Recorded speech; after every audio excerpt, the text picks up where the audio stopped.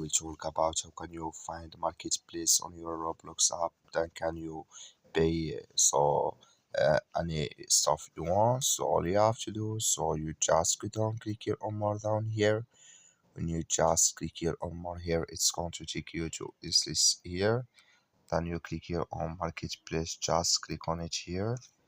So when you just click on it, it's going to take you to marketplace. It's going to open with you. So it's going to show for you like this here. Then here it's going to show for you your avatar.